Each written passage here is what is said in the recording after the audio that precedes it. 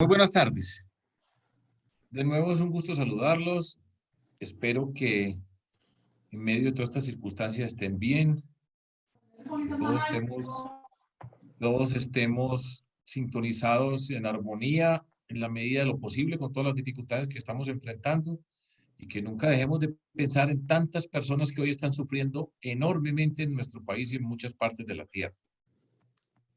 Entonces, pues hoy vamos a hablar de economía. Yo quiero hacer un par de observaciones previas acerca de la forma como nos estamos reuniendo. Después, un comentario para ubicar los temas que fueron propuestos por ustedes, las inquietudes que se formularon para esta jornada del día de hoy.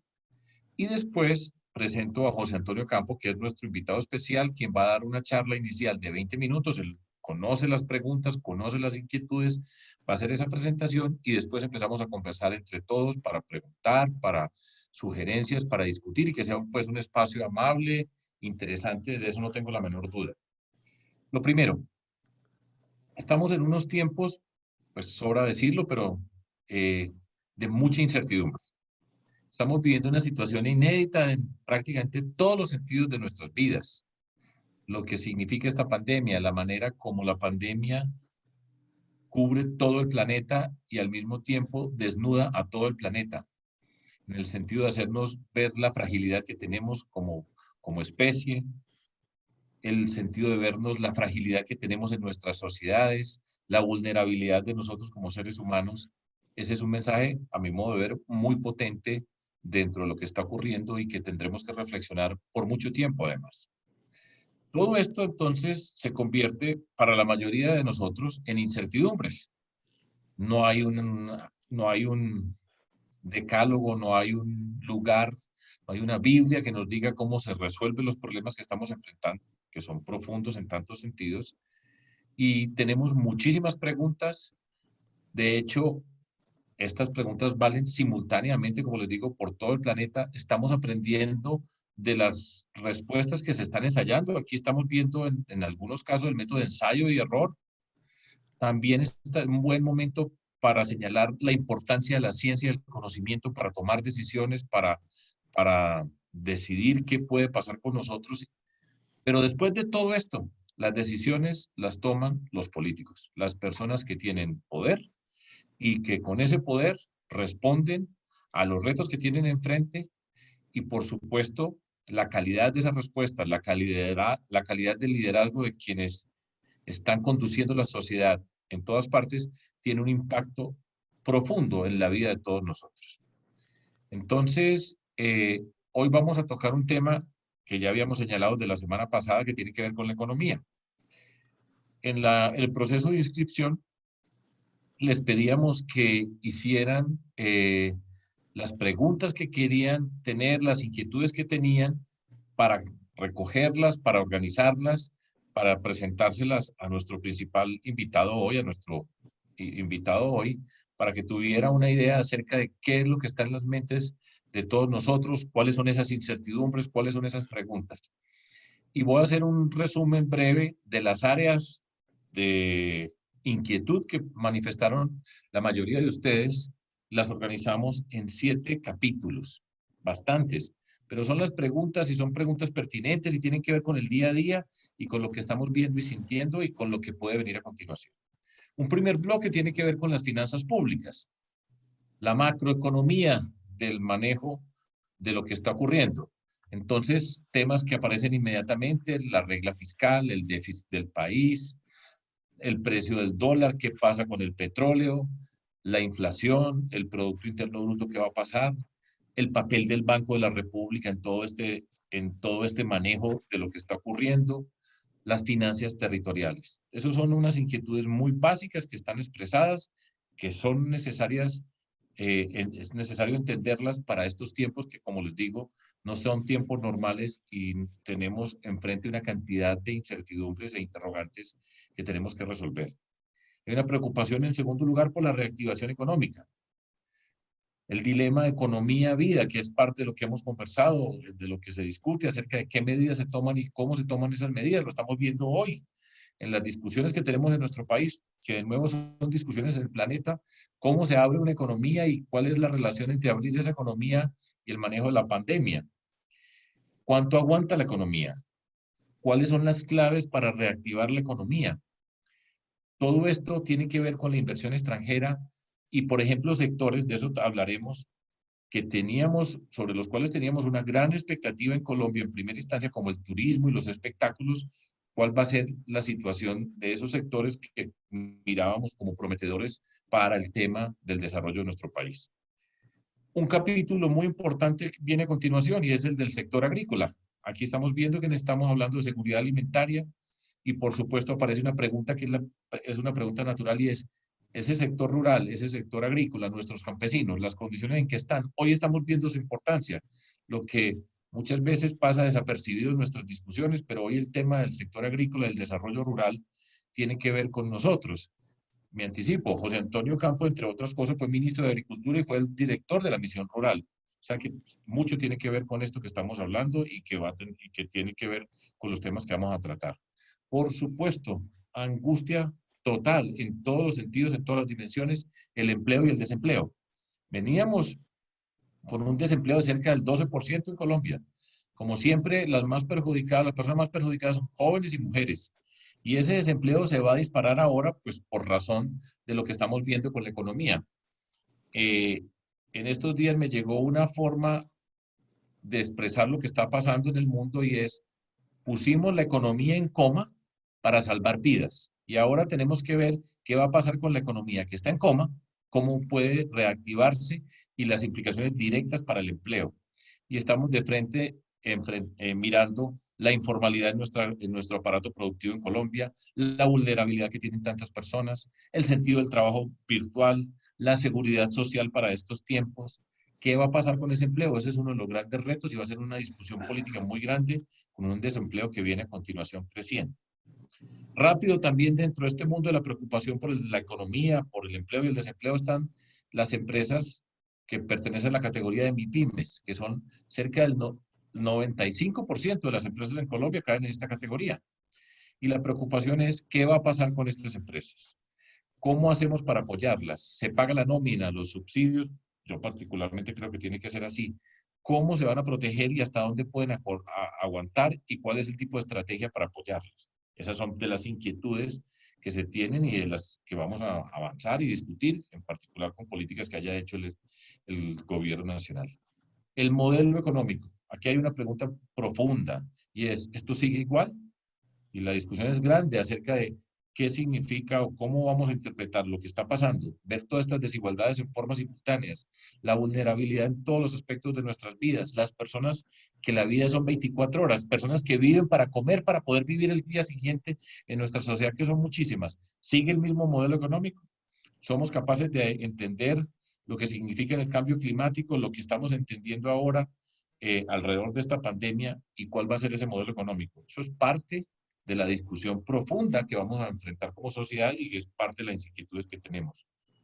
También en el último capítulo hay una discusión acerca de otros puntos. Cómo se puede evitar el aumento de la pobreza, los créditos se deben pagar, no se deben pagar, qué otras oportunidades hay, el tema de la investigación, de la innovación, del conocimiento en estas circunstancias. Así pues, en lo que acabo de hacer, les presenté a grandes rasgos los bloques de temas sobre los cuales ustedes estuvieron manifestando inquietudes, preguntas que vamos a tratar y vamos a conversar hoy con nuestro invitado a quien paso a presentar, José Antonio Campo. Y José Antonio Campo, pues uno diría no necesita presentación, pero hagamos una presentación. Hoy es profesor de la Universidad de Columbia en los Estados Unidos, en la ciudad de Nueva York. José Antonio Campo es un economista colombiano, caleño, que tiene una trayectoria, pues, prácticamente única en el contexto nacional. José Antonio Campo fue ministro de Agricultura, director de Planeación Nacional, ministro de Hacienda en Colombia. Al mismo tiempo fue director de la CEPAL en Chile, fue secretario adjunto de las Naciones Unidas para los temas económicos y sociales. O sea, es una persona que tiene una experiencia local entre nosotros, global en los asuntos del planeta con respecto a todos estos temas y tiene pues todas las condiciones para conducir y para hablar con nosotros, para ilustrarnos acerca de lo que está pasando con una experiencia única. Entonces, acá termino yo esta introducción. De nuevo, gracias por estar presentes. A José Antonio va a hacer una presentación de 20 minutos, va a hablar él, y después de esos 20 minutos vamos a coordinar para que haya preguntas de las personas que estamos participando acá. Estaremos discutiendo entre nosotros, conversaremos, yo conversaré con José Antonio, pero tendremos las preguntas, las sugerencias de todos ustedes. Entonces, que sea una muy buena jornada. Muchísimas gracias. Y antes de que se me olvide, les anuncio la jornada de la semana entrante.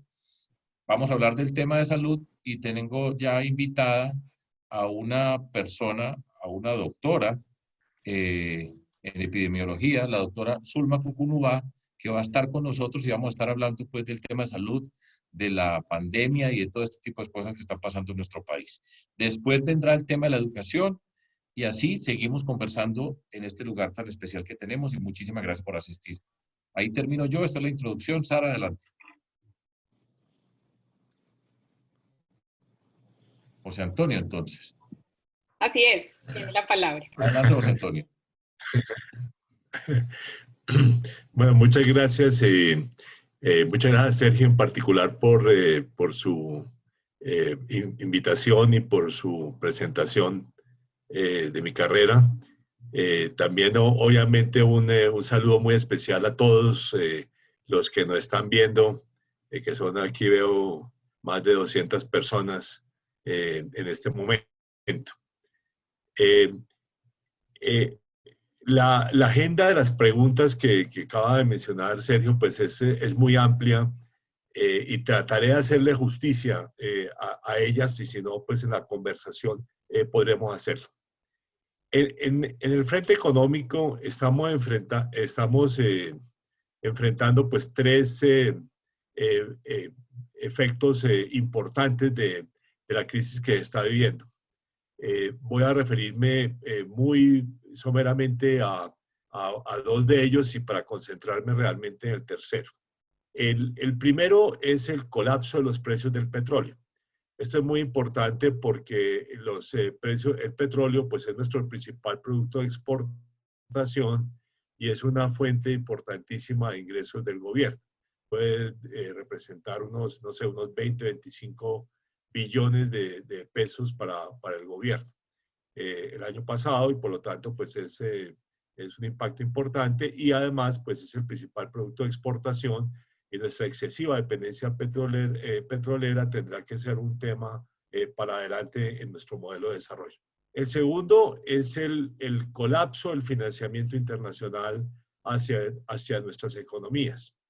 Tanto el Fondo Monetario Internacional como analistas privados pues han mostrado que estamos en la peor salida de capitales de la historia mundial, por su velocidad, digamos, como parte de un proceso, digamos, de caída de los mercados financieros en el mundo entero.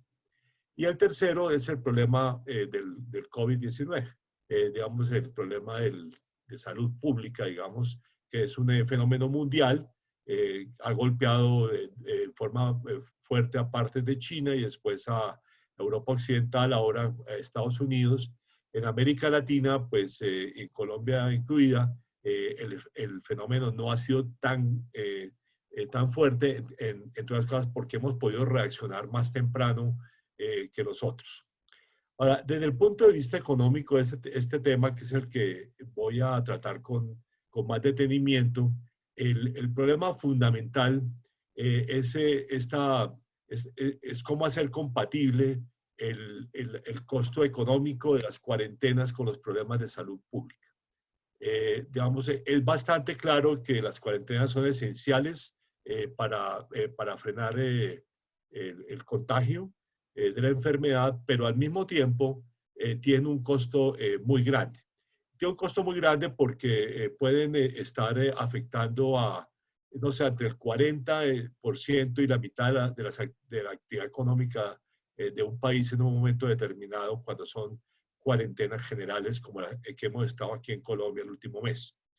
Esto tiene un costo enorme, tanto por el lado de desarrollo como por pues alguna gente del Banco de la República han estimado que cada día de cuarentena general cuesta $1,5 billones de pesos o quizá un poco más. O sea, estamos hablando de un efecto muy importante y como resultado, digamos, de eso, un mes de cuarentena como el que hemos vivido, pues reduce el crecimiento económico en unos 6 puntos porcentuales. Entonces, Colombia, en vez de crecer 3,5% como se estaba esperando para este año, va a tener una recesión del 2,5%. Y si la cuarentena se repite más adelante o el problema de salud pública se hace generalizado hasta el año entrante, pues estamos hablando de un impacto incluso más fuerte. Pero aquí me voy a referir específicamente pues, al mes de cuarentena, o si quiere al mes y medio de cuarentena, digamos que es lo que estamos viviendo hasta ahora. Fedesarrollo ha estimado que, digamos, el impacto más grande que uno puede esperar y que tiene de carácter social es el aumento del desempleo. El desempleo, digamos, según ellos, ya con esta cuarentena, debería tender a aumentar a un 16%, o sea, unos casi 6 puntos porcentuales en relación con el año pasado. Eso es más o menos 1,5 millones más de desempleados en Colombia. Pero aparte de eso, digamos, hay un fenómeno que no se captura, digamos, exactamente en el desempleo, que es la informalidad laboral. En Colombia, digamos, más de la mitad de los trabajadores no son asalariados y son personas, por lo tanto, que no tienen, que si se quedan sin la actividad informal que realizan o independiente, pues se quedan sin ingresos. Y ese es el impacto más grave en términos sociales de una cuarentena, porque se ha estimado que más o menos el 70% de los trabajadores que quedan inactivos durante la cuarentena son informales. O sea, los trabajadores formales son los que tienen algún grado de protección, aunque obviamente en el caso de las pymes son mucho más, pueden estar mucho más afectados, digamos, por la crisis. La solución, por lo tanto, pasa por los temas de salud pública, hospitalaria,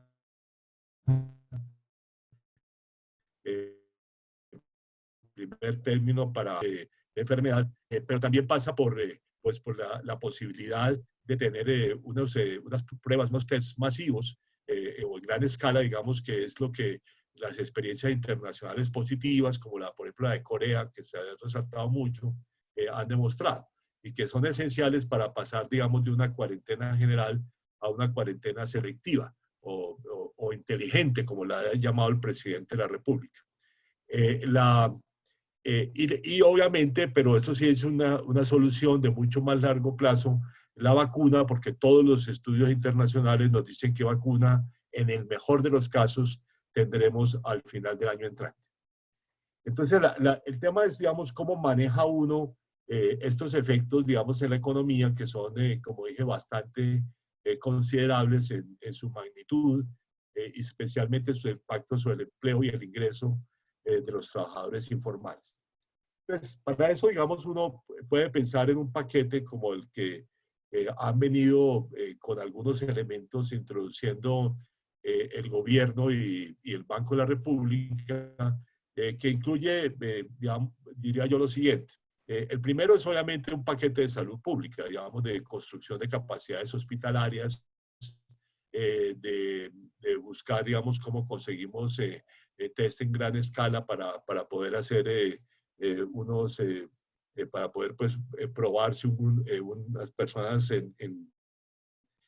pueden, por ejemplo, la gente que va a trabajar cuando se comience a levantar la cuarentena, digamos, no genere un problema de contagio hacia otra población. Entonces, ese es como el primer tema, ese desde el punto de vista del paquete inicial del gobierno, ese es digamos, la mitad de los recursos, digamos, unos 7 billones de pesos se le destinaron, digamos, a esto, y los gobernadores y alcaldes, por ejemplo, también Bogotá,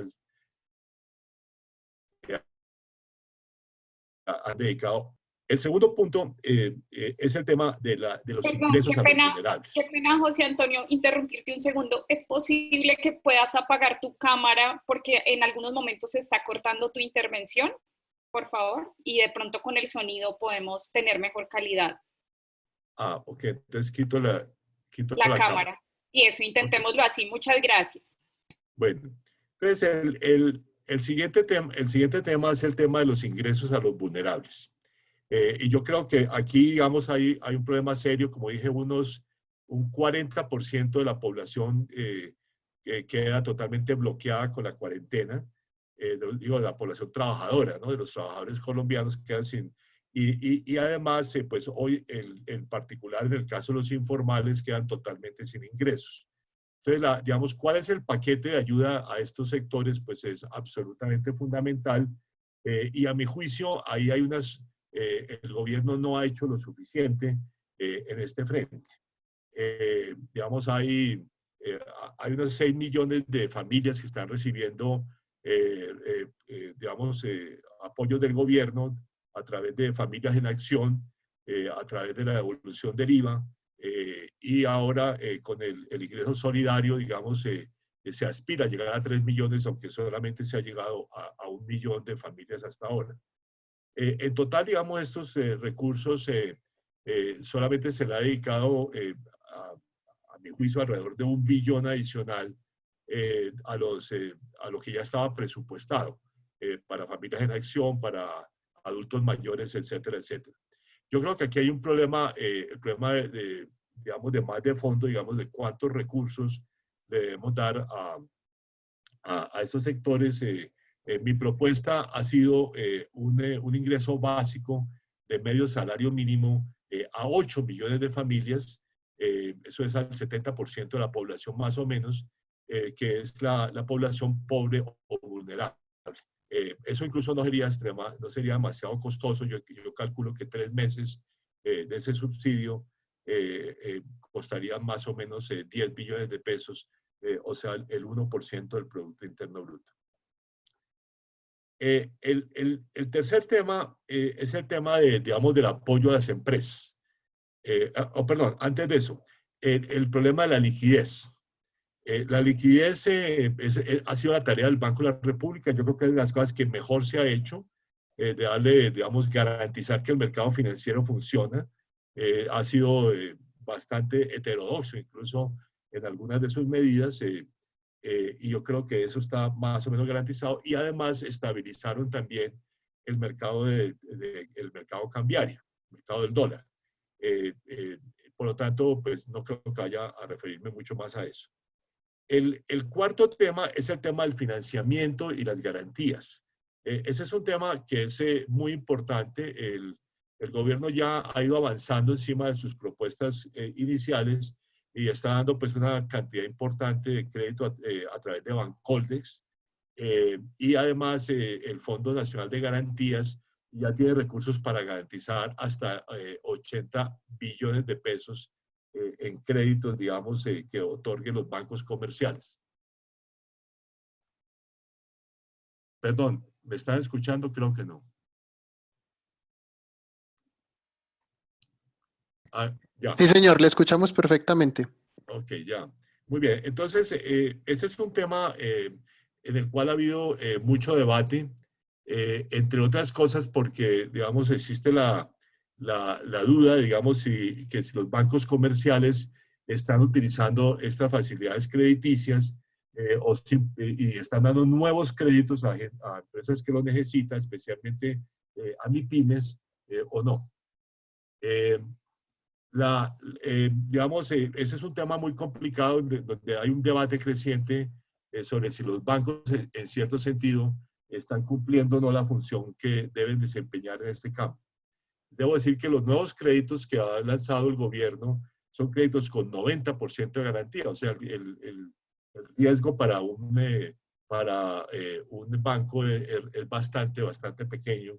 Y por lo tanto, digamos, hay la razón para pensar que es necesario, digamos, ser mucho más activo y tratar de analizar por qué los bancos no están haciendo completamente la tarea en este campo.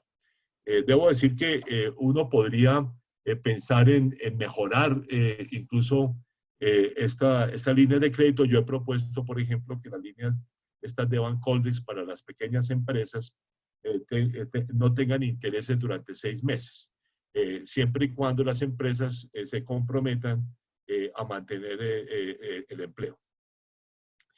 Y por último está el empleo mismo. Digamos, allí, digamos, yo diría que hay dos temas diferentes.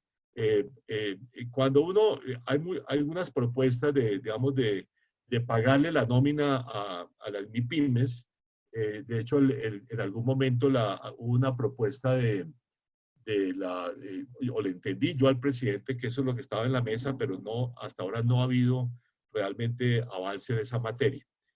Yo creo que yo preferiría pues un tema de financiamiento como el que acabo de mencionar, con 6 meses sin intereses, siempre y cuando las empresas se comprometan a mantener el empleo. Sin embargo, en el proceso posterior, o sea, en el proceso, digamos, de reactivación de la economía, yo sí creo que el gobierno tiene que pensar en un gran programa de empleo, el programa incluso de subsidiar ahí sí empleos que tengan, digamos, ingresos de salario mínimo, por lo menos por un tiempo, o la mitad, digamos, del costo de ese empleo, o programas específicos dedicados por ejemplo, al embellecimiento de los barrios populares, u otros que se han experimentado, ya se han utilizado en el pasado en el país. Pero yo creo que un programa de empleo tiene que ser un elemento esencial del paquete de reactivación que viene después de la pandemia. Obviamente, digamos, en esta materia viene la gran pregunta que es el costo. O sea, ¿cómo vamos a financiar, cómo se va a financiar todo esto? ¿En qué medida es compatible, digamos, con la llamada regla fiscal? Y aquí el problema básico es el tema digamos, de los recursos internacionales. En Colombia, digamos, el gobierno nacional ha dependido muchísimo o de la emisión de bonos en el mercado internacional o de la entrada de capitales de fondos de inversión, digamos, de distinta naturaleza que compran los títulos del gobierno, los bonos del gobierno. De hecho, que hoy en día, digamos, los extranjeros tienen más o menos la cuarta parte de los bonos que ha emitido el gobierno aquí internamente. Eso se ha frenado totalmente, como ya les dije al comienzo, y por lo tanto no tenemos la posibilidad de mucho financiamiento privado internacional. Con lo cual, digamos, pasamos a dos terrenos diferentes. El primero de ellos es cuánto financiamiento internacional se puede tener. Yo creo que allí hay unas posibilidades interesantes, digamos, de conseguir, y el gobierno ya estaba tratando de conseguir créditos del Banco Mundial, del Banco Interamericano de Desarrollo, de la CAF, la anterior Corporación Andina de Fomento, pero eso, digamos, representaría unos, no sé, mejor de los casos, unos 1.500 millones de dólares, digamos, que representaría una proporción relativamente pequeña del presupuesto, por lo tanto, del déficit. Y por lo tanto, digamos, la discusión ha girado en Colombia entre economistas en torno a dos temas. ¿Debe el Banco de la República ser más activo y financiar al gobierno? Y la segunda es, ¿debe el gobierno utilizar una línea de crédito que ya tiene y que se va a renovar con el Fondo Monetario Internacional para financiar las finanzas públicas? Este es un tema complejo, digamos, sobre el cual de pronto en la sección de preguntas podríamos hablar un poco. Yo en todo caso creo que con la llamada regla fiscal, ya el comité de la regla fiscal ha estado de acuerdo en que podemos tener un déficit hasta de unos 50 billones de pesos, y yo creo que va a ser mayor porque, digamos, está estimado con una caída del PIB que es menor a la que en realidad va a haber en este año. O sea, podemos estar hablando, qué sé yo, de 55, 60 billones que están dentro de las reglas fiscales de Colombia, pero yo además diría, si es necesario, se rompe la regla. O sea, se hace una excepción porque esta es una situación absolutamente excepcional. Y bueno, y esto me lleva pues a algunas preguntas sobre sobre el modelo de desarrollo que hicieron todos ustedes. Yo sobre esa Perdón, José materia, Antonio, qué pena interrumpirte para continuar. Ya puedes poner tu cámara porque todos los demás participantes la cerramos y es mejor que te puedan ver. Todos lo están pidiendo en el chat. A ver si intentamos, si ya. Perfecto, gracias. bueno, muy bien. Entonces, digamos, ¿cuál es yo creo que una gran cantidad de temas que van a quedar en la agenda tienen que ver cómo vamos a organizar el país después de esta tragedia. Y yo diría, primero y principal, hay que pensar en una reforma al sistema de salud, para que aparte para que sea realmente universal y para que, digamos, desaparezcan algunos problemas que se han hecho evidentes una y otra vez en términos digamos, de la capacidad de financiarse el sistema, de su organización, de varias EPS o IPS que no han cumplido sus tareas, etcétera, etcétera. El segundo tema que es absolutamente esencial es el tema de la formalización laboral. O sea, no podemos tener un país en el cual más de la mitad de la población sea informal en materia laboral. Y yo creo que esa es una de las grandes tareas y porque ese ha sido uno de los grandes problemas, como ya él mencionaba, que hemos tenido que enfrentar, por lo cual, digamos, el costo social de las cuarentenas es tan elevado. El tercero, yo diría que deberíamos realmente pensar en una renta universal para el 70% de las familias colombianas que son pobres o vulnerables. O sea, ir de familias en acción a un programa mucho más ambicioso que les garantice un ingreso mínimo a un grupo mucho más amplio, además con un poco más de recursos que los que se tienen en familias en acción.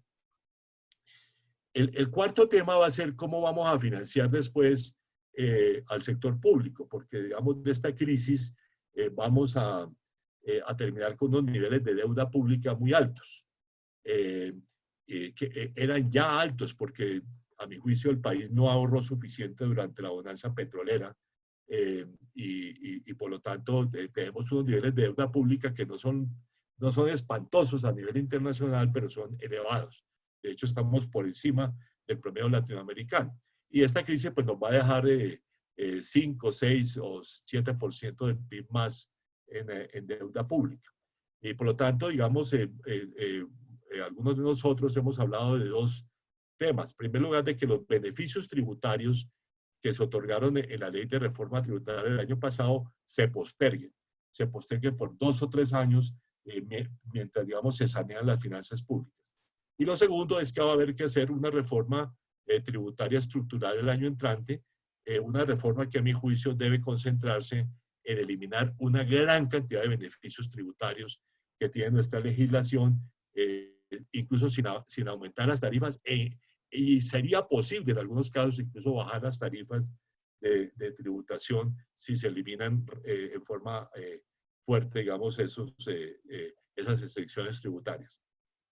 Y por último está el tema, digamos, de los sectores productivos, digamos, de cómo y qué se promueve, digamos, en términos de crecimiento económico. Yo creo que en esta materia tenemos que tener, en primer lugar, darle el papel que corresponde a un sector agropecuario mucho más desarrollado, con capacidad exportadora en particular, porque uno de los grandes temas pendientes va a ver cómo sustituimos al petróleo como el sector de exportación del país.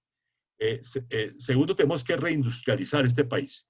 O sea, la participación de las manufacturas en la actividad económica de Colombia yo diría, puede ser la mitad o un 40% menos de lo que era hace 25 años. Aquí existe una posibilidad enorme de reindustrializarnos y nuevamente en torno a la reindustrialización desarrollar una industria mucho más desarrollada para el mercado interno y para el mercado internacional, incluyendo el mercado regional latinoamericano, que es muy importante para nuestras manufacturas. Y tercero, pues un tema que es obviamente caro para nuestro anfitrión Sergio, que es el tema de un sistema de ciencia y tecnología basado además en un sistema educativo mucho mejor que el que tenemos para que, digamos, podamos mejorar la productividad y además convertirnos también en fuente de generación de tecnología, que es una posibilidad real que tiene hoy en día los países en desarrollo. Bueno, termino aquí esta presentación inicial y quedamos aquí para la sección de preguntas y de comentarios también de Sergio.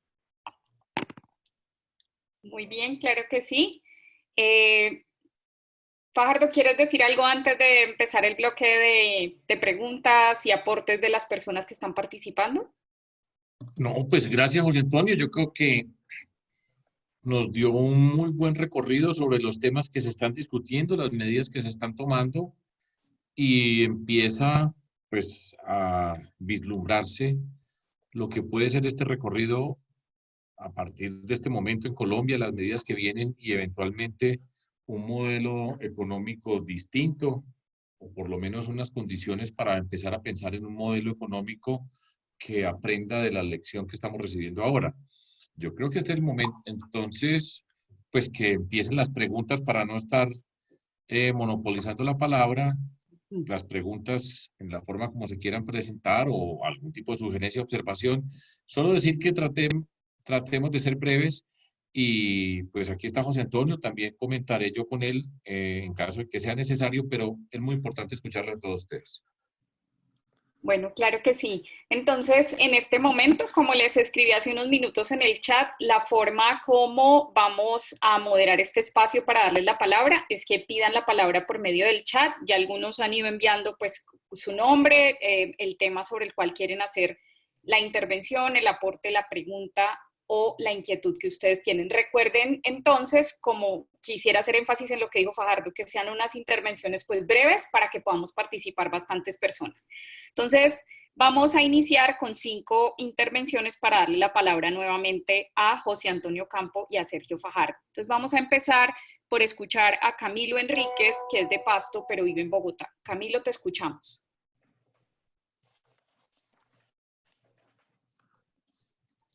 Buenas tardes a todos, buenas tardes Sergio Fajardo, el doctor Ocampo, Camilo Enríquez, como dice Sara, vivo en Bogotá, soy el coordinador y vocero de Compromiso Ciudadano en Bogotá y me gustaría preguntar 2 cosas muy puntuales. La primera, la opinión del doctor Ocampo respecto a la decisión del gobierno nacional de abrir o permitir que la construcción se reactive y también la manufactura el próximo lunes.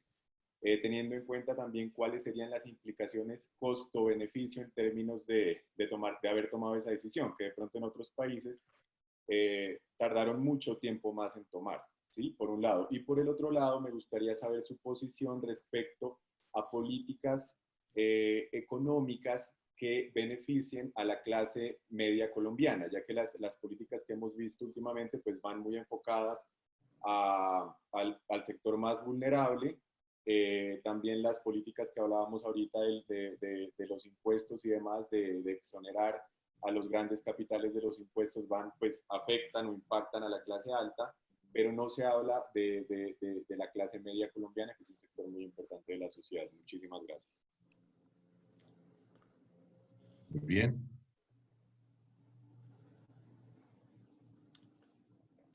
Va a recoger 5 preguntas, Sara.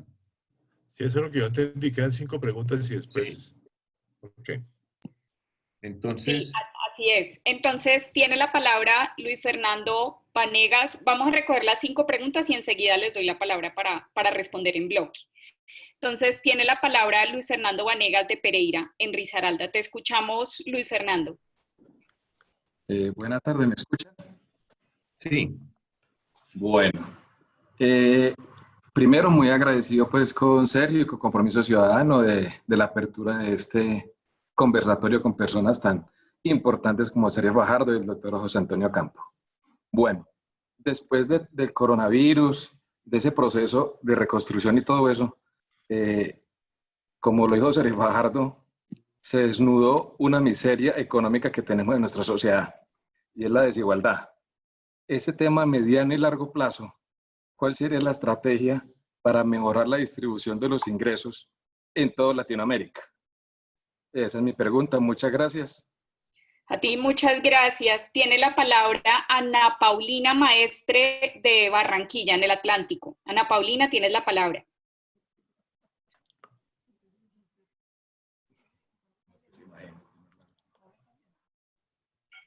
Ana Paulina, ¿nos escuchas? Hola.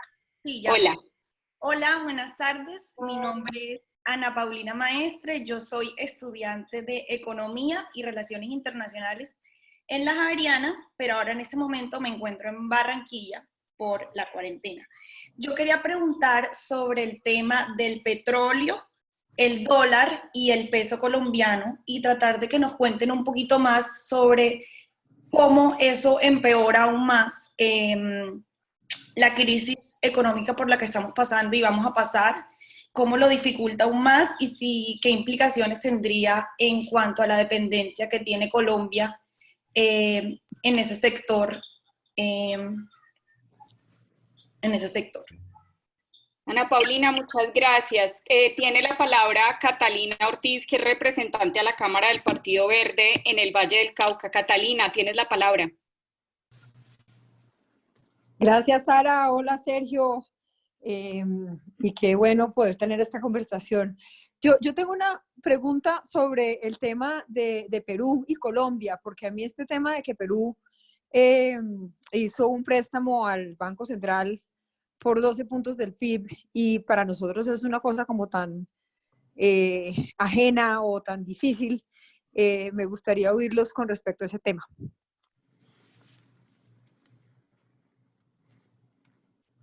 Bien. Ok, perfecto. Entonces aquí cerramos el primer bloque de 5 preguntas. Falta una. Falta una, sí. Qué pena. Un segundo. Tiene la palabra Mariana Flores de Valledupar en el Cesar. Mariana, te escuchamos. Buenas tardes para todos, qué gusto saludarlos. Bueno, yo soy pequeña empresaria y tengo ciertas inquietudes porque sentimos los pequeños empresarios de que el gobierno no está haciendo absolutamente nada para lograr mantenernos vivos. No solamente es las dificultades que yo tengo como empresaria, sino que de alguna manera por mi actividad percibo lo que está pasando con los demás, porque tengo una inmobiliaria y nosotros pues sufrimos a diario el tema de los arrendamientos. Para los pequeños empresarios su estructura de costos es básicamente arriendo, los costos fijos, arriendo, salarios y los servicios públicos. En servicios públicos no ha habido nada de alivios para los pequeños empresarios. En arriendos y en los salarios, el gobierno lo que ha hecho es trasladarle el problema a otro. En arriendo nos ha dicho, póngase de acuerdo propietario arrendatario y miren a ver cómo financian la deuda, pero paguen. Y en los salarios nos ha dicho, vaya donde el banco a que le presten para que pague la nómina. En este orden de ideas, simplemente es diciéndole a un pequeño empresario que además tiene muy poca capacidad de ahorro, de que se endeude otro poquito para que cuando salga al mercado, a un mercado bastante deprimido, a tratar de reiniciar su labor, además de las dificultades de arrancar nuevamente, arranca con o sea, con más deuda de las que ya normalmente tiene. Entonces, pues mi pregunta es, ¿qué tan absurdo o qué tan posible sería de que el gobierno tomara ciertas medidas como, por ejemplo, quitarle el IVA a los arriendos comerciales, sobre todo de los sectores afectados? Por ejemplo, de decir, yo asumo el pago de la seguridad social de las pequeñas y medianas empresas a fin de que puedan mantener los empleos, pero no, esa no ha sido la actitud ha sido trasladarle el problema al pequeño empresario para que se endeude y solucione su problema de cualquier manera. O sea, una solución de más allá de 3 meses y después de 3 meses, ¿qué vamos a hacer para comenzar bien endeudados? Entonces me gustaría ver qué posibilidades reales habría de buscarle una salida a un sector que además genera muchísimo empleo en el país. Muchas gracias, Mariana, desde el Cesar. Tienen entonces la palabra Sergio Fajardo y José Antonio Campo. Entonces hagamos lo siguiente. Yo tomé nota de las preguntas y se las planteo a José Antonio y empezamos a conversar. La de Camilo tiene que ver con algo que está hoy en la discusión y es la apertura de los sectores de la construcción y manufactura como los primeros sectores que el gobierno nacional empieza a organizar para que se empiece a reactivar la actividad económica. Esa es una preocupación grande y seria. Y también Camilo pregunta por incentivos o por el papel o el lugar de la clase media en el contexto de lo que estamos hablando. Arranca pues José Antonio. Sí, tal vez el tema de la clase media lo podemos discutir conjuntamente con la segunda pregunta sobre desigualdad. Pero, Sí. digamos, sobre la primera, yo creo que el tema importante, como tanto lo ha hecho conocer el gobierno nacional, pero la que ha estado muy activa también en este debate ha sido la alcaldesa de Bogotá. Y seguramente otros alcaldes, pero yo como vivo en Bogotá, o estoy en Bogotá en este momento, pues estoy más consciente de lo que dice la alcaldesa de Bogotá. En todo caso, el tema fundamental es, en primer lugar, cómo se evita que eso se vuelva un fenómeno de contagios.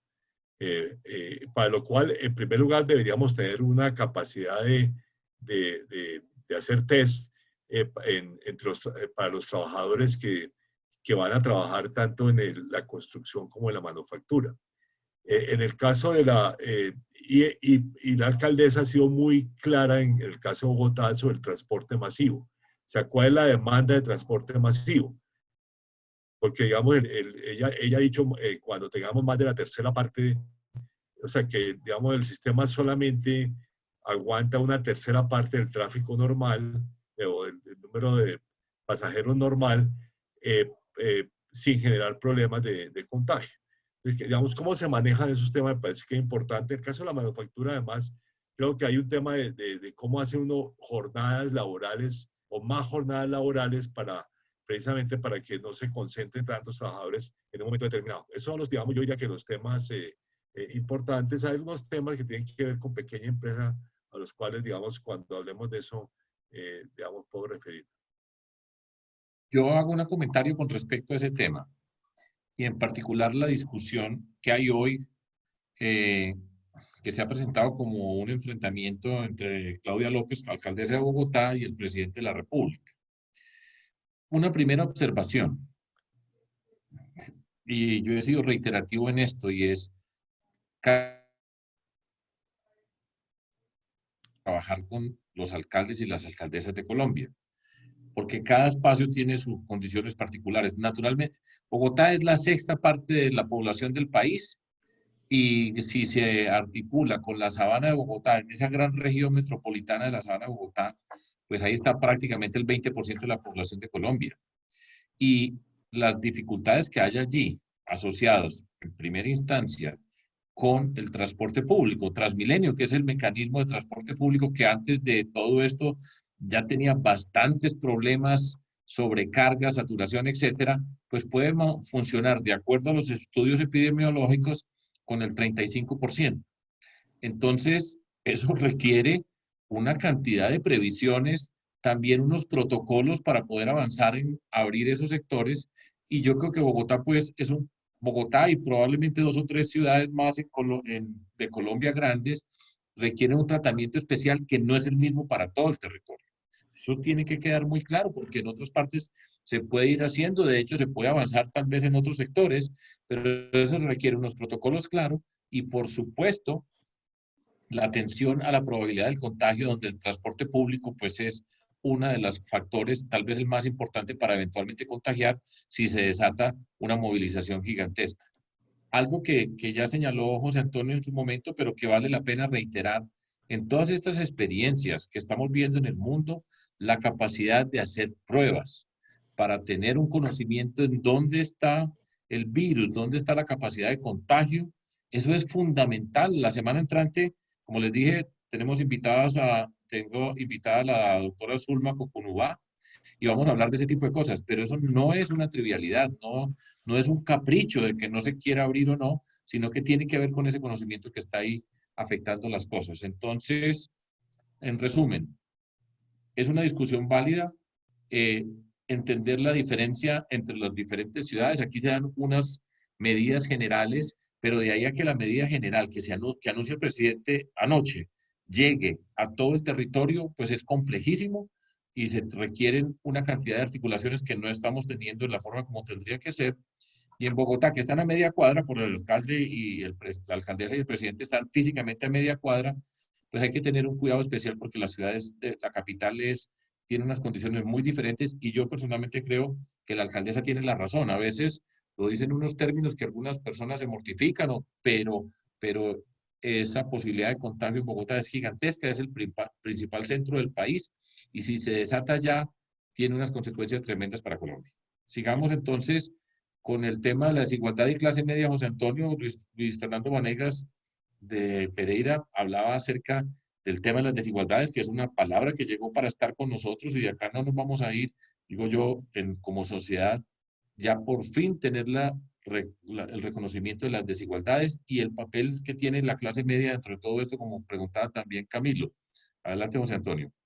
Sí, sí, muchas gracias. Tal vez, digamos, yo agregaría a la pregunta anterior a tus comentarios, Sergio, que Bogotá también es el principal centro de contagio ya. O sea, es donde hay más casos de coronavirus en el país. Por lo tanto, digamos, la alcaldesa con razón ha dicho que ni más de la tercera parte en el sistema de transporte masivo y cuando se llegue al 70% de la capacidad hospitalaria tiene que volver a cerrar la ciudad. Digamos, son 12 visiones duras que ha presentado en el debate. Bueno, al final de mi presentación yo hablaba de algunos temas en materia digamos, del modelo que son importantes para esto de la desigualdad. Yo creo que en el caso de la desigualdad, en primer lugar, tenemos que tener un sistema tributario que efectivamente redistribuya. En todos los países desarrollados del mundo, incluidos los Estados Unidos, el sistema tributario es un sistema por el cual, digamos, los sectores de altos ingresos pagan unos impuestos más altos para poder financiar el aumento del gasto público para los sectores de bajos ingresos. Entonces, yo creo que ese es un tema muy importante, de acuerdo con todos los estudios que tenemos.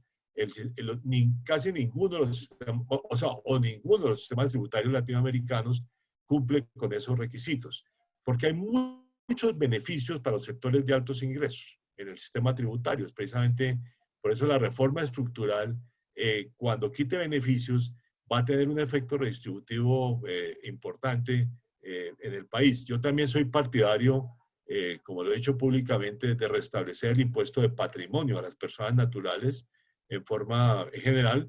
Nosotros teníamos ese impuesto hasta la reforma que hizo el presidente Barco. Hasta entonces teníamos en Colombia un impuesto del patrimonio, el impuesto del patrimonio, un impuesto redistributivo, porque obviamente lo pagan las personas que tienen más altos ingresos. Y en el materia de gasto, digamos, donde sí hay unos efectos redistributivos importantes, se pueden mejorar. Se pueden mejorar con distintos mecanismos. Como dije, una de las cosas o sea, primero tal vez bien financiado el sistema educativo, que es el motor más importante, digamos, de generación de ingresos para los sectores de más bajos ingresos, pero también es un motor de desarrollo del país, tener un buen sistema educativo. Y un buen sistema de salud para quitar ese desfinanciamiento estructural que tiene nuestro sistema de salud y que genera pues malos servicios que son sobre todo malos servicios para la gente pobre. Un tema, digamos, adicional, pues es el tema de la brecha digital. Uno de los efectos que no se ha hablado mucho aquí en Colombia de la cuarentena, es el hecho, digamos, de que ahorita los niños no van a la escuela, sino que tienen que conectarse por internet. Bueno, pero es que muchos hogares pobres de Colombia ni tienen internet ni tienen computadores para conectarse. Entonces, digamos, la brecha digital está haciendo un impacto importante. Incluso hay estudiantes universitarios, me cuentan, digamos, estudiantes por ejemplo, de la Universidad de los Andes, que los estudiantes que están becados, muchos de ellos no tienen computador personal y donde viven no tienen internet. Entonces, hay un problema serio, digamos, de la brecha digital que tenemos que, digamos, reducir radicalmente, digamos, en los próximos años. Y un elemento adicional que mencionaba, que es esta renta básica. Yo no propongo una renta básica para toda la población, pero sí una renta básica para los hogares que sean pobres o vulnerables a la pobreza, o sea, con el riesgo de volver a caer a la pobreza. Y desafortunadamente eso es como el 70% de la población colombiana, 8 millones de familias. Entonces yo creo que de la crisis debe salir un ingreso básico que le paguemos al 80% de la familia, perdón, al 70% de las familias colombianas, para que, digamos, tengan una base importante en materia de ingresos. El sector medio depende, digamos, qué llama uno del sector medio. Aquí en realidad la mayor parte de la llamada clase media, por las clasificaciones del Banco Mundial, es gente vulnerable, o sea, gente que no tiene suficiente ingreso digamos, para progresar y por lo tanto tiene un riesgo de volver a la pobreza. Y yo creo que ese es el sector medio, el sector vulnerable, al cual se debe enfocar la atención. El otro sector medio me parece que va a depender fundamentalmente de la reactivación económica. O sea, el sector que, digamos, el 30% más rico de la población, digamos, es muy difícil que el Estado, digamos, les dé unos apoyos especiales, fuera de los apoyos que yo diría que debe dar en materia del sistema educativo, que debe ser unos apoyos que deben ser para toda la población. Me llama la atención para que no hable mucho, pero voy a hacer adicionar a lo que acaba de decir José Antonio, que yo comparto, es, por supuesto, la palabra desigualdad tiene muchas dimensiones entre las personas y familias ubicadas en el territorio colombiano. Hay unas desigualdades regionales en Colombia muy grandes. Y eso también hace parte de lo que queda al desnudo en esta pandemia. Estamos hablando, pues, como les digo, personas en hogares, lo que yo digo, la vida 24 horas, o sea, que tiene que conseguir para comer mañana, y eso pues no tiene sentido desde la perspectiva de una sociedad digna, pero las desigualdades regionales en Colombia son muy profundas. El Pacífico, el Caribe, y realmente alrededor de los límites de nuestro país, tenemos que entender también esas desigualdades, y eso tiene que ver con la intervención del Estado y cómo llevar, por supuesto, lo que se acaba de hablar con respecto a las personas, pero en las regiones para catapultar el progreso ya mirado como agregados territoriales. Entonces, quería añadir todo esto. Sigo con las preguntas. Voy a poner dos de una vez acá, José Antonio, la de Ana Paulina de Barranquilla y la de Catalina, donde estaba hablando del tema del petróleo, pues el peso, el dólar, y algo que señalaba Catalina Ortiz, nuestra representante a la Cámara, por el Valle del Cauca, donde decía, en Perú, que es un país con el cual nosotros estamos, Colombia se compara permanentemente en el sentido del desarrollo, pues allá han tenido una intervención del Estado con unos costos fiscales altísimos, con unos préstamos altísimos, y eso pareciera ser anatema en Colombia. Entonces, ¿cómo lo ves? Además, José Antonio, pues conoce bastante bien y hace parte de grupos de estudio globales con respecto al comportamiento de las economías en diferentes países. Adelante, José Antonio. Bueno, al final de mi exposición, yo resaltaba bueno, al comienzo y al final, porque al comienzo yo resalté esta excesiva dependencia petrolera es uno de los grandes problemas económicos colombianos. Y obviamente con los precios actuales del petróleo, incluso si mejoran un poco, las perspectivas exportadoras de Colombia se han venido al suelo. Y una de las grandes tareas en materia de reactivación económica del país es cómo vamos a tener nuevas exportaciones de productos agropecuarios, de manufacturas y de servicios. Y debo decir en materia de servicios que el sector más dinámico en materia exportadora en Colombia en los últimos años había sido el turismo, claro. Que es el sector más golpeado en la actualidad. Entonces, digamos, cómo se va a reactivar el sector de turismo es importante también, digamos, desde el punto de vista de la actividad exportadora del país, porque ese fue el sector más dinámico en materia exportadora. Y también hay muchos otros servicios que se pueden exportar desde el país digamos, servicios culturales, por ejemplo, servicios profesionales que hoy en día, digamos, se hacen en pequeña escala. Yo, para esa tarea, y como para la reindustrialización en general, yo creo que un dólar alto es un elemento favorable. Yo creo que tenemos que tener hay unas políticas públicas dirigidas a promover estas nuevas actividades exportadoras en gran escala, pero, digamos, tener un dólar alto es una ventaja que, a mi juicio, se va a mantener necesariamente. Más aún, en este momento, digamos, la presión sobre el dólar está baja nuevamente durante varios días, porque el país no está importando, porque no puede importar por la crisis. La demanda de importaciones se ha venido al suelo. Pero cuando comience la reactivación y comiencen otra vez las importaciones, se va a hacer evidente que tenemos un déficit comercial enorme. Y por lo tanto, digamos que ese déficit comercial hay que corregirlo, y hay que corregirlo básicamente desarrollando nuevas exportaciones. Ahora, sobre el financiamiento, digamos, Perú en efecto tiene un programa, uno de los programas más agresivos en materia de gasto público para enfrentar la crisis, y creo que es un punto favorable. Debo decirle además que, de acuerdo con todas las estadísticas, Perú está más afectado por el coronavirus que Colombia.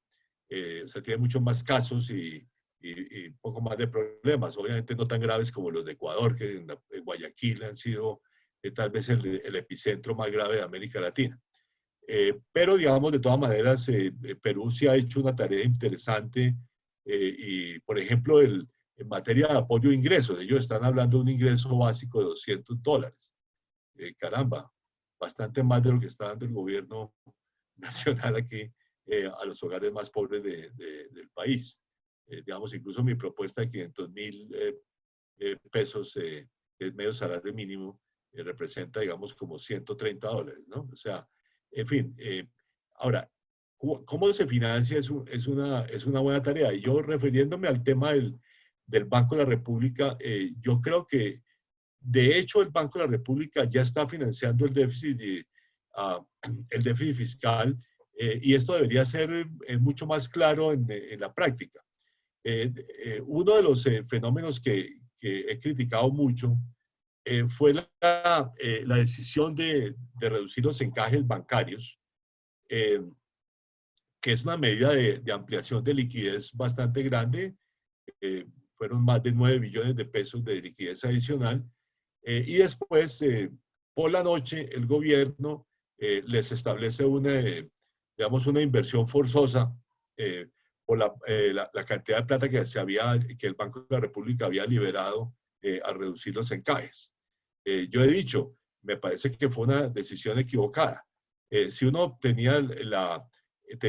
quería utilizar esos 9 billones de pesos para financiar al gobierno, hubiera sido mucho más lógico decirle al Banco de la República: compre esos bonos, compre esos 9 billones de pesos de bonos. ¿Y por qué? Porque cuando el Banco de la República compra un bono del gobierno, ese bono tiene, de hecho, un costo nulo para el gobierno. ¿Por qué? Porque el gobierno le paga los intereses al Banco de la República, pero eso se vuelven utilidades del Banco de la República que se le devuelven al gobierno como utilidades. Entonces, todos los bonos que compra el Banco de la República del gobierno tiene un costo cero para el gobierno. Entonces, yo creo que la forma de hacerlo sí es importante. Y con lo que se hizo con esos 9 billones de pesos fue al entregarle a los bancos, fue darles un ingreso adicional a los bancos de 500,000 millones de pesos más o menos. Entonces, creo que fue una decisión equivocada. Yo hubiera preferido pues que esos bonos los hubiera comprado dicho sea de paso, digamos, este financiamiento de los bancos centrales al gobierno es una tendencia en este momento virtualmente universal. Hay que recordar que el primer banco central del mundo, que es el Banco de Inglaterra, ya le está dando directamente préstamos al gobierno. Eso es, digamos, para hablar de heterodoxia. Así como la Reserva Federal de Estados Unidos está comprando cartera de pequeñas empresas. Nuevamente, digamos, aquí, digamos, hemos avanzado en heterodoxia, pero digamos, incluso tenemos que aprender de países desarrollados en esa materia. Hago un comentario con respecto a lo que está diciendo José Antonio y rápido, que tiene que ver con además con algunos de los temas que estaban enunciados.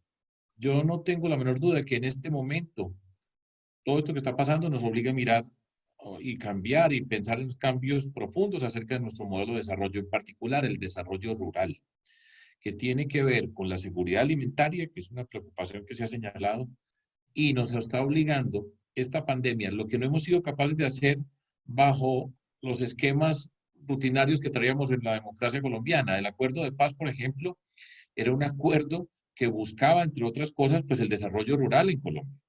Pero aquí la pandemia nos está mostrando a nosotros la importancia de ese desarrollo rural y lo que yo creo que tiene que ir asociado con el desarrollo de las regiones y entender municipio por municipio en Colombia qué actividades productivas tiene y muchos asociados con el desarrollo rural en Colombia. Y esto va a ser para largo y tenemos que pensar entonces incorporar ese desarrollo rural en todo el proceso productivo de nuestro país. ¿Qué podemos cultivar? Entender nuestro mercado interno.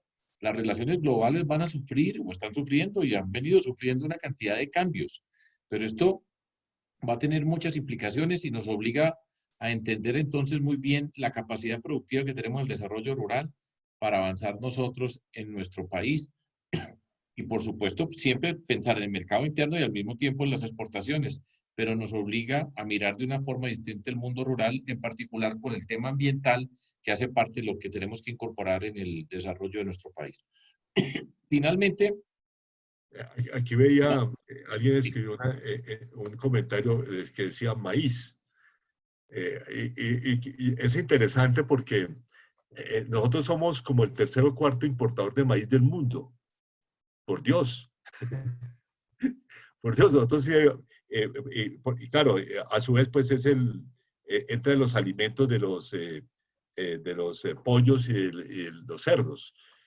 Pero nosotros sí debemos ser capaces de producir el maíz en gran escala, más aún, incluso de convertirnos en exportadores de pollos y de cerdo, de carne de cerdo hacia China, por ejemplo. Entonces yo creo que hay unas potencialidades interesantes de desarrollo también para exportaciones. Ahora, en ese campo, el problema básico se llama el sistema de investigación, el sistema de ciencia y tecnología, y el acceso de todos los campesinos colombianos a ese conocimiento, porque eso es lo que es fundamental para que podamos hacer ese salto adelante en esa materia. Y obviamente otro elemento fundamental que es el acceso al crédito, que todavía sí está siendo, pues se ha venido ampliando en el caso del crédito agropecuario, pero digamos todavía no llega a una parte importante de la población rural. Para finalizar con un pequeño comentario sobre eso, el tema del empleo que viene a continuación, porque vamos a estar en una crisis tremenda del empleo en Colombia, tiene que pasar por el empleo en el nivel regional, en el nivel municipal, y lo tenemos que entender, y ahí el mundo del desarrollo rural puede tomar mucho más fuerza de lo que ha venido tomando hasta el momento, y nos tocó hacerlo por una emergencia. Pero bueno, ahí estamos sintonizados. Y la última pregunta tenía que ver con la de Mariana Flores, José Antonio, acerca. Ella es una pequeña empresaria y está explicando los dilemas que enfrenta con las medidas que se han tomado, que hasta el momento, y ese es un comentario generalizado que se ve en los medios de comunicación, se anuncian unas medidas, pero la capacidad de llegar a donde tienen que llegar a convertirse en acciones está muy mermada y en particular para muchos pequeños empresarios hay muchos dilemas. Endeudarse más para quebrarse porque no tienen mayor capacidad. ¿Qué tipo de ayuda pueden tener? Ella sugería el IVA, quitar el IVA a los arrendamientos, etcétera. Pero yo creo, entre otras cosas, que una buena parte es subsidiar los salarios, por lo menos un porcentaje alto de los salarios de las personas que están trabajando en esas pequeñas y medianas empresas para no destruir el aparato productivo en Colombia y que pueda rápidamente, con todas las dificultades, volver a tomar fuerza la economía colombiana. José Antonio. Sí, bueno, la propuesta que mencioné en mi exposición es que para las MIPYMES, los créditos que se otorguen sean sin intereses durante el periodo de gracia, o sea, 6 meses sin intereses. Esa es una forma de, digamos, de subsidio para las MIPYMES, Pero, digamos, me parecieron interesantes las propuestas adicionales que ella mencionó, digamos, de cómo uno elimina el IVA a los arrendamientos en forma temporal de cierto tipo de arrendamiento comercial. Digamos, habría que pensar, por ejemplo, en un monto máximo de arriendo que sería exento de IVA. Y la parte, bueno, en materia de seguridad social, digamos, ya de hecho el gobierno pospuso total, pues, o sea, o eliminó la contribución a pensiones, aunque básicamente lo que adoptó fue una medida por la cual el trabajador va a haber pospuesta su acceso a la pensión los meses que le mantienen el empleo, pero que no se cotiza a la pensión. Y uno podría, digamos, en materia de salud, en la práctica, digamos, hoy en día ya está cubierto por el gobierno. Entonces uno, no sé cuánto más se puede hacer en seguridad social. Lo otro sería, digamos, suspender temporalmente las cotizaciones a las cajas de compensación o una parte de esas cotizaciones, digamos, sería otra forma digamos, de reducir costos. No estoy seguro que, digamos, yo diría el tema de subsidiar ya nóminas, yo lo veo para reactivación, o sea, para los programas de empleo en la reactivación. Yo no gastaría plata en este momento, sino que utilizaría esos otros mecanismos un poco más indirectos y sí estaría dispuesto digamos, a subsidiar el empleo que se genere, por ejemplo, digamos, para las empresas que aumenten el empleo, subsidiar el medio salario mínimo por trabajador, o sea, algo así. Y además hacer muchos programas con los municipios y con los departamentos de programas de empleo de emergencia de distinta naturaleza, ¿no? Que puede ser desde en las zonas rurales, por ejemplo, de mantenimiento de vías, pero en los barrios populares, por ejemplo, digamos, de embellecimiento, digamos, de los barrios populares. Ejemplo, uno podría pensar en muchos programas de empleo de emergencia, digamos, para la reactivación. Pero, digamos, con el efecto que vamos a tener al final en materia de desempleo e informalidad, sí vamos a necesitar un programa de empleo. Entonces, yo prefiero guardar la plata para esa etapa, en serio. Ahí discutimos un poco porque yo creo que muchos no van a poder aguantar, entonces ya van a estar muertas las empresas y ya pues no va a haber posibilidad de aplicarle la medida, pero bueno, es parte de la discusión. Pienso, por ejemplo, siempre en una ciudad como Bucaramanga, que tiene tantas y pequeñas y medianas empresas, que es una economía muy, muy especial dentro de Colombia, pero sigamos porque todavía tenemos, recuerden que tenemos hasta las 6:30, nos quedan 15 minutos. Sara, pues esto es interesantísimo, seguimos avanzando, pues, y yo trato de hablar mucho menos. Bueno, claro que sí. Vamos entonces muy rápidamente con un segundo bloque de intervenciones muy rápidas. Entonces tiene la palabra Eliana Díaz, que está conectada desde Piedecuesta, Santander. Eliana, te escuchamos.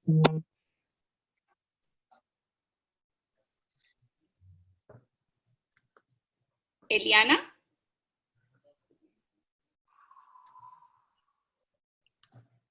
Un segundo que le estamos abriendo el micrófono. Hola, Eliana, buenas noches. Buenas noches. ¿Cómo estás, Paula? Doctor Sergio, muy buenas noches, ¿cómo estás? Bien, bien, gracias, Eliana. Bueno, muchas gracias por el espacio. Muy bueno que abran este espacio porque pues desde nuestros municipios, le hablo específicamente de Piedecuesta, Santander, estamos muy cerca, estamos a 1 hora de Bucaramanga, la capital de Santander, pero nuestro municipio es netamente agrícola. Nosotros, el 70% es campesino y de ese 70%, un 50% se explota la tierra. El otro porcentaje pues está en la mano de terratenientes donde no explotan la tierra y ese es nuestro principal problema en ese momento.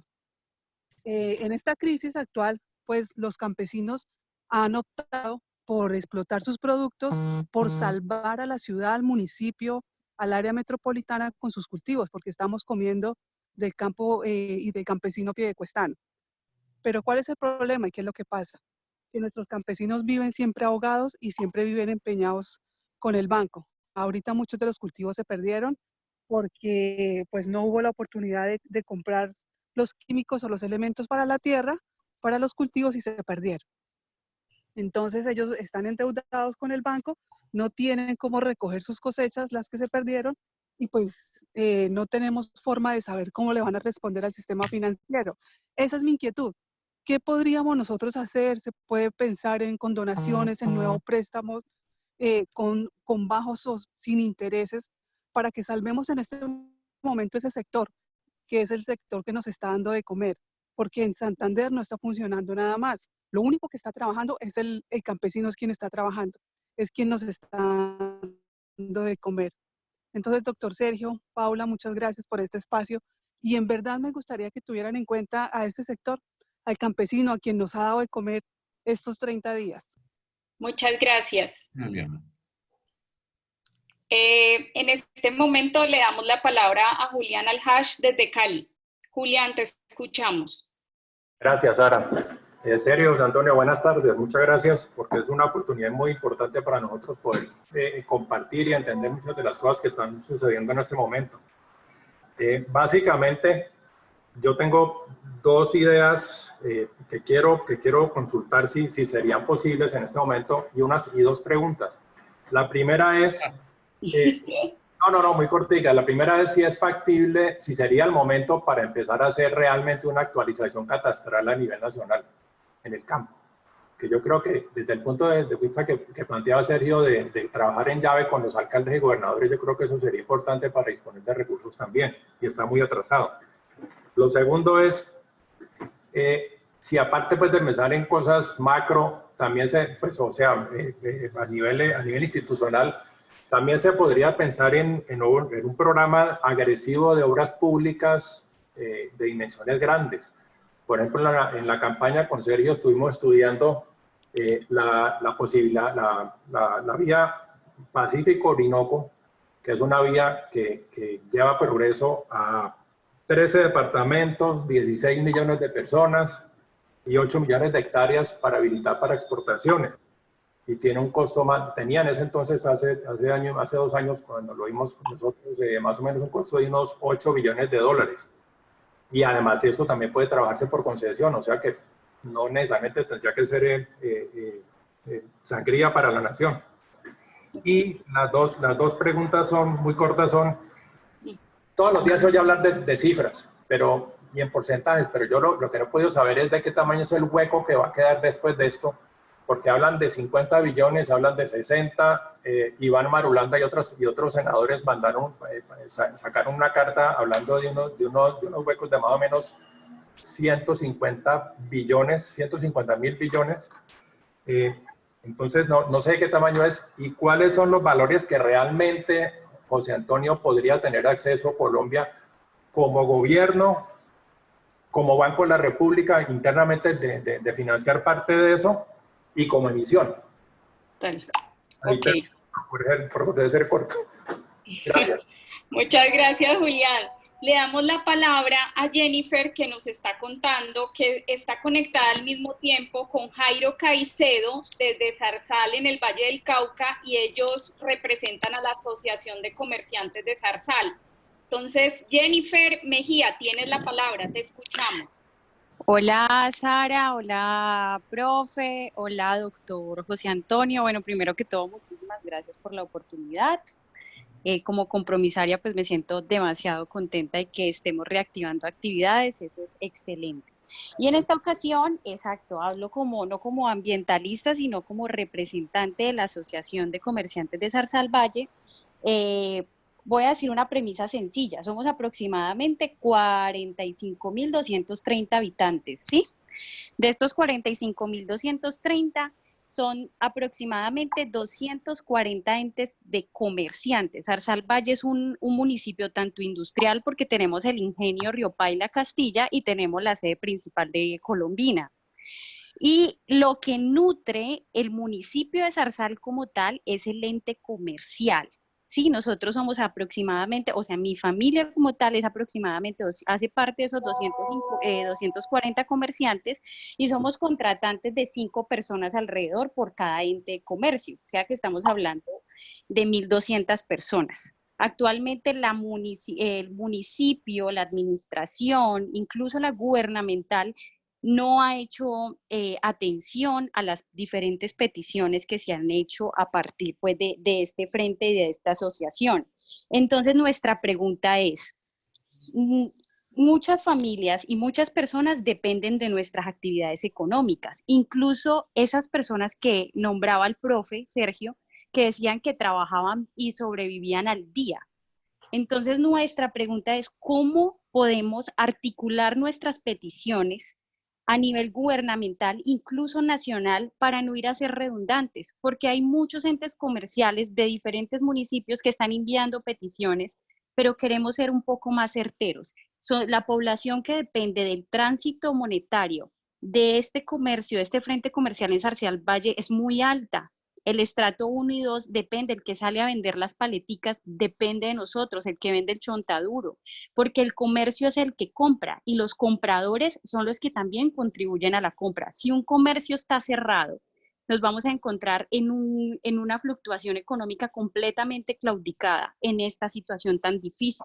Entonces, es una sugerencia, es de qué manera podemos articular nuestra petición ante los entes gubernamentales y los nacionales para no ser redundantes. Muchísimas gracias. Gracias, Jennifer. A ustedes. Gracias, Jennifer. Tiene la palabra Iván Ramos, que se conecta desde Turbaco, Bolívar. Iván, te escuchamos. Buenas tardes, doctor Ocampo, Sara y nuestro próximo presidente. Saludo desde Turbaco, Bolívar. La pregunta es sencilla y es muy corta. ¿Qué tan bueno o rentable sería hoy poder pensar en una dolarización aquí en Colombia? Muchas gracias. Tiene la palabra Jorge Medina, que está conectado desde Boyacá. Jorge, ¿desde qué municipio nos saludas? Hola, Sara, y un cordial saludo a todos. Bueno, ¿me están escuchando, perdón? Sí, claro que sí, Jorge. Bueno, habla Jorge Medina desde el departamento de Boyacá. La pregunta es concreta. Hablábamos que Colombia importa alrededor de 12 millones de toneladas y que la balanza comercial del país tiene un desbalance en que importamos más de lo que exportamos. Teniendo Colombia esa vocación agrícola tan amplia, ¿por qué tenemos esta situación pues, de importación de comida, de maíz, trigo, soya, leche?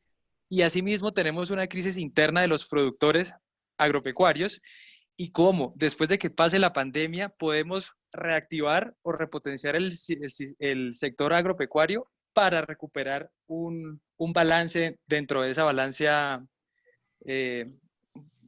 comercial. Muchas gracias, Jorge. Ahí van 5 preguntas, sí. Pero Fajardo, quisiera darle la palabra a una persona que no sé de dónde se conecta, se llama Ricardo Gómez y tiene una pregunta sobre las necesidades que vienen después del COVID-19 y cómo las vamos a enfrentar en el país. Ricardo, tienes la palabra para cerrar este bloque de intervenciones. Bueno, sí, buenas tardes para todos. Ricardo Gómez desde Bogotá. Saludo especial para Sergio Fajardo y para el doctor Ocampo.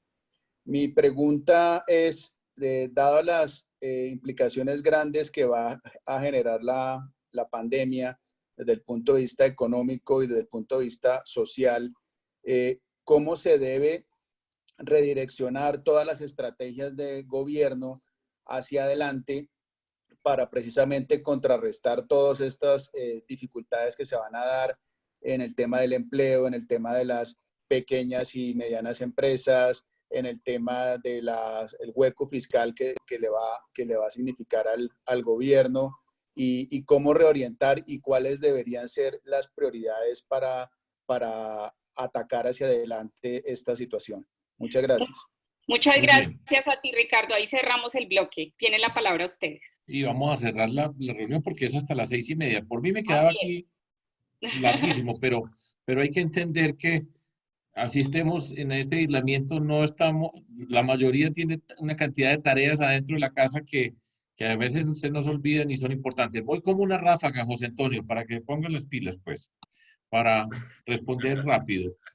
Una, desde Eliana de Piedecuesta dice, aquí estamos sosteniendo desde la perspectiva alimenticia una buena parte de lo que es Bucaramanga y su área metropolitana. La pregunta es, ¿cómo apoyar a esos campesinos que ya sabemos que tienen, nosotros sabemos que la mayor pobreza en Colombia además es en el sector rural? O sea, hablamos de desigualdades y hablamos de pobreza y la pobreza del sector rural es dramática en nuestro país. ¿Cómo hacemos con esos campesinos que hoy son relevantes, que están teniendo un papel muy importante? Uno, eso con la pregunta de Jorge Medina desde Boyacá, que habla de la balanza comercial y replantearnos el papel del desarrollo rural, pero en particular el sector agrícola dentro del aparato productivo colombiano. A ver, doctor Ocampo, usted que dirigió la misión rural. También había la pregunta sobre deudas agropecuarias. Yo creo que una gran tarea que va a haber después de esta crisis, no solamente con el sector agropecuario, sino con las deudas de las pequeñas empresas, es cómo se maneja ese problema hacia adelante, ¿no? Y para eso tenemos, en el caso del sector agropecuario, todas las deudas están, los pequeños productores tienen fondo agropecuario de garantías. Entonces la pregunta es cómo se maneja, digamos, la refinanciación de esas deudas. Pero digamos, la tarea más grande como es este tema, digamos, de cómo impulsamos el sector agropecuario con toda una red de apoyo, porque uno tiene que ver, yo hablé ya digamos, de investigación y difusión de tecnología, de crédito, de acceso a la tierra, incluso de redistribución de tierra, que es una tarea de temas que hablamos en la misión rural. Pero digamos, ese tema de las importaciones agropecuarias y cómo las sustituimos, al mismo tiempo que aumentamos las exportaciones agropecuarias para diversificar el sector exportador, me parece que es uno de los temas centrales hacia adelante. Y yo creo que ahí hay temas incluso grandes, pues ya hablé del maíz y la necesidad de sustituir importaciones de maíz, pero debo decir que en la misión agropecuaria nosotros resaltamos que la leche, digamos, el sector agropecuario con más número de pequeños productores después del café es la leche. Y con los tratados de libre comercio que tenemos, va a ser inviable la producción de leche en muchas parcelas. Por lo tanto, hay que hacer un gran programa, hay que renegociar todos esos tratados de libre comercio, pero al mismo tiempo, digamos, hacer un gran programa de apoyo para aumentar la productividad de los productores de leche. Allá hay muchas posibilidades interesantes, yo las he visto en la práctica, ¿no? Incluso en Nariño vi un gran proyecto que estaba haciendo con apoyo del gobierno de Nueva Zelanda, que habían logrado, y hay una Fundación Alpina, por ejemplo, tiene varios proyectos interesantes en que ha podido duplicar o triplicar la productividad de leche de pequeños productores, porque digamos, en fin, o sea, hay un tema enorme para adelante. Sergio, y como quedan 2 minutos, yo voy a aprovechar para referirme a 2 temitas rápidos. Dolarización por nada del mundo, punto. La dolarización ecuatoriana ha sido un demonio para ellos. Digamos, porque uno ya cuando dolariza no tiene política monetaria, o sea, podemos cerrar el Banco de la República de una vez. Como de hecho, digamos, prácticamente está cerrado el Banco Central de Ecuador. Entonces, digamos, la flexibilidad que tiene la política económica para hacer frente a las dificultades depende de tener un Banco Central que pueda hacer cosas, y eso no es viable con la dolarización. Y la plata. Digamos, lo que dice la Comisión de Regla Fiscal, diría yo, va a aumentar por ahí a 60 billones de pesos de déficit este año.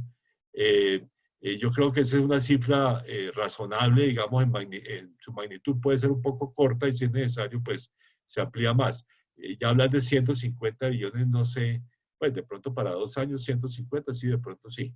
Pero digamos, además el legado que nos dejaría 15 puntos del PIB adicionales de déficit pero de deuda pública sería bastante complicado hacia adelante, por ejemplo, en materia de la reforma tributaria que habría que hacer.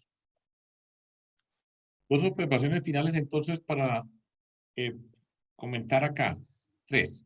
El tema de la actualización catastral, esa es una urgencia en Colombia. Y por supuesto, pues se necesita, eso es parte de lo que en principio está avanzando el gobierno nacional, que tenía un programa para esa actualización catastral. El catastro multipropósito es una urgencia y este es un buen momento para acelerar esa urgencia para que todos los municipios de Colombia tengan esa actualización catastral. Nos dice, el multipropósito nos dice para qué son aptos los suelos, cuál es el uso que le están dando los suelos, y eso nos va a permitir una información para tomar decisiones acerca del mundo del desarrollo rural. La Asociación de Comerciantes en Zarzal, Jennifer, ahí es donde uno dice, ¿quién mejor que el alcalde sabe cuál es el aparato productivo en cada municipio? Y cada municipio del Valle de Cauca y de cualquier departamento de Colombia, la alcaldía es capaz de recoger la información acerca de su sector comercial, organizarlos, y entonces no cada uno pidiendo por su lado las cosas, articulados con la gobernación del Valle, con la gobernación de cada departamento, para decirle al gobierno nacional, tenemos estas condiciones. Probablemente, no sé cuál sea la tasa de contagio en Zarzal, pero habrá muchos municipios donde se puede avanzar en rápidamente abrir el mundo comercial, y de hecho ya algunos lo tienen abierto y hacerlo de mejor manera.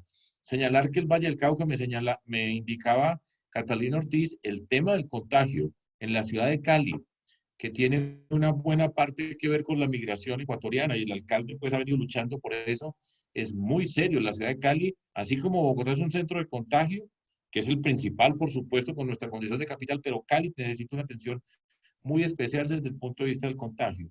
Y para finalizar, Ricardo preguntaba acerca de lo que va a pasar con los gobiernos. Esto le cambia, ya lo hemos mencionado, pero no vale la pena, perdón, reiterarlo. Los planes de desarrollo de todos los alcaldes y gobernadores los tienen que adecuar a lo que está pasando ahora. Eso es un problema para ellos, porque estaban trabajando en unos planes de desarrollo desde una perspectiva, y ahora van a tener que reorientar muchos de los esfuerzos que están haciendo y que estaban haciendo para atender esta pandemia. Es un lío grande, es un reto grandísimo que tienen, pero al mismo tiempo, por eso yo digo, hay que trabajar articulado, gobierno nacional con municipios, con alcaldes, alcaldesas y gobernadores. Bueno, yo creo que ya es la hora.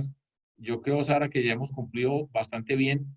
Aquí se quedan 1.000.000 de cosas, pero bueno, estamos aprendiendo a trabajar en este mundo virtual. La semana entrante, como les decía, con la doctora Zulma Cucunubá,